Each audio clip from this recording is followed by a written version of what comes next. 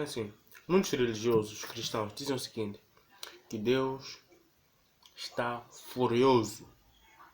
A minha questão é, por que Deus criaria algo, edificaria algo, enviasse seu único filho para que morresse por esse mesmo algo e depois destruísse?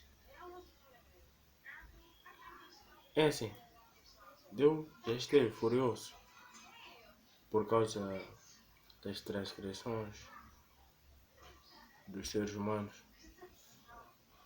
Então o que ele fez? Ele enviou seu filho unigênito para que todo aquele que nele cresce não perecesse, mas tivesse a vida eterna.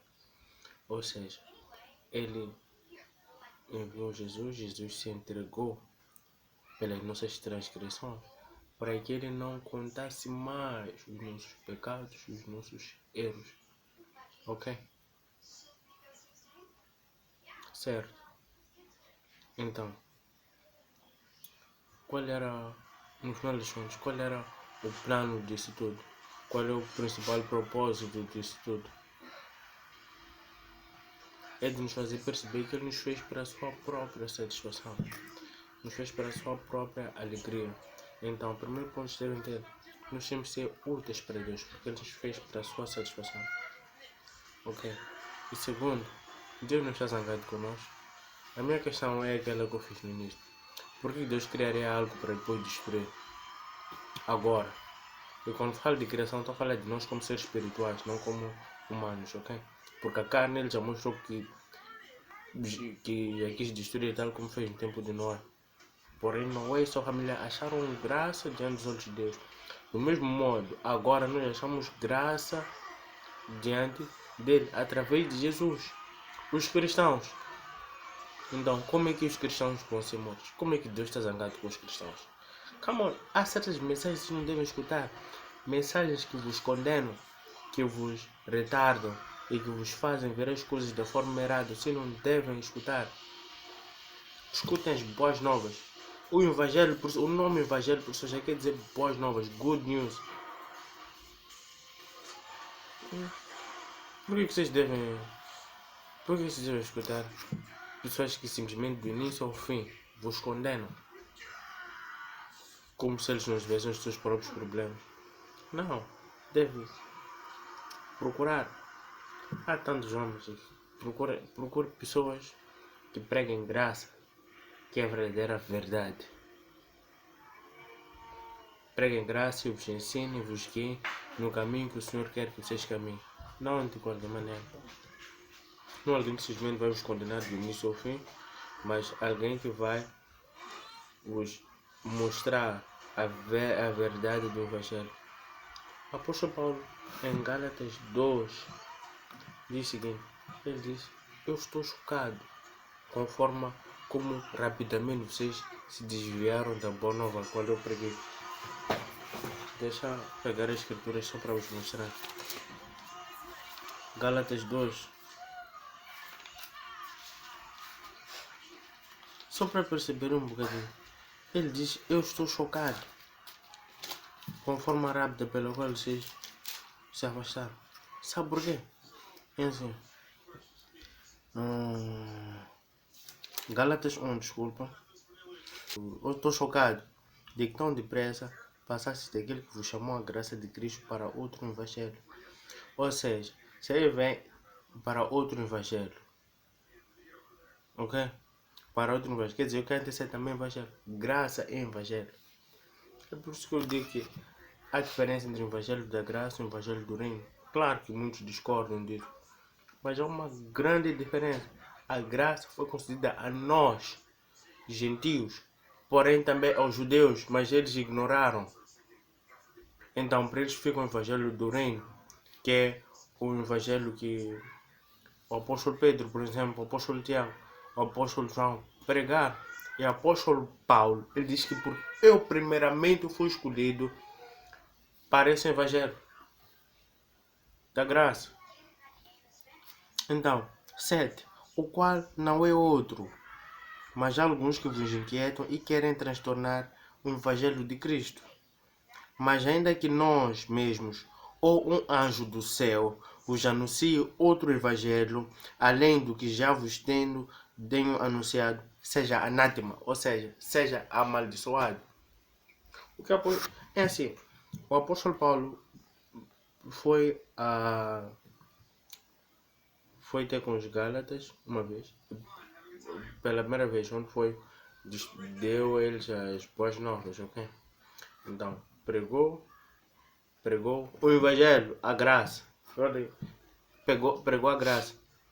E olha que a maioria dos Gálatas eram judeus, mas ele pregou a graça de Cristo, a mostrar que, pá, tal como vem em Romanos 4:25, que Jesus morreu pelos nossos pecados e ressuscitou para a nossa justificação. Ou seja, você já não precisa de fazer nada para ser justificado. A única coisa que deve fazer simplesmente é crer em Jesus e você é automaticamente justificado. Então, o apóstolo Paulo pregava isso. Então, ele saiu e foi fazer um trabalho missionário em outras igrejas. Só que ele escreve aos Gálatas porque ouviu que eles haviam saído, haviam voltado para o judaísmo. Por isso que ele disse, choca-me, I marvel.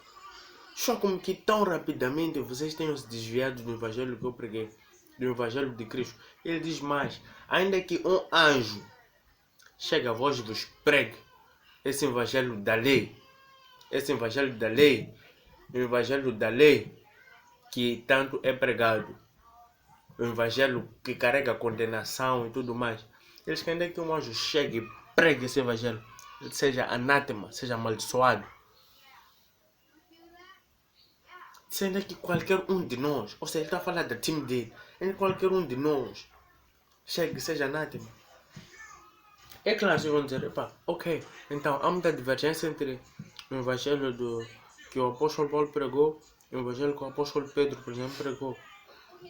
Mas não é nada divergente nisso. O apóstolo Paulo disse da mesma forma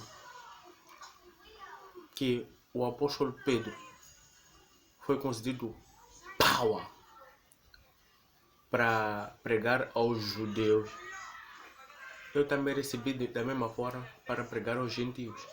Mensagens completamente diferentes. Não tem como ser igual.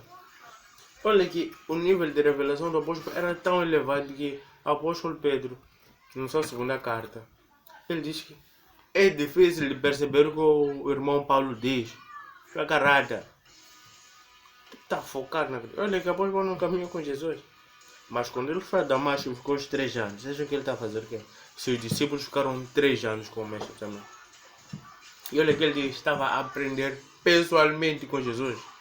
Ah, mas vocês não estão preparados para isso, né? Não, Deus já abençoe todos. Mesmo com o que vocês percebem. O evangelho, o real evangelho, é o evangelho da graça. E essa graça deve ser pregada.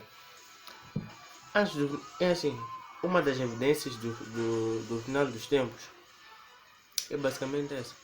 Pregar-se mais graça e tirar-se o que vinha assim, o que pregava antes. Olha, Jesus não disse, os últimos tempos serão como os tempos de Noé. Olha aqui, a primeira evidência dos tempos de Noé foi assim. As escrituras dizem o seguinte, dizem que Noé achou graça aos olhos de Deus. Então, a primeira evidência aqui é que a graça será mais pregada. É o que está a acontecer. Vários cantos do mundo, a graça está a ser pregada mesmo a sério. Mas aqui, por mais tantas pessoas que tentam meter graça em vós, mas não querem. Gostam de ser escravos de pessoas, gostam de ser escravos de leis, gostam de ser escravos de tipos que simplesmente fazem. Gostam, é assim, condenação prende pessoas.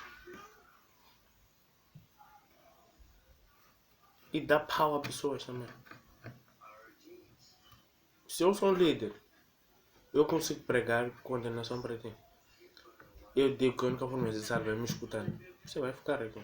I'm telling you. Então, que a graça seja mais pregada.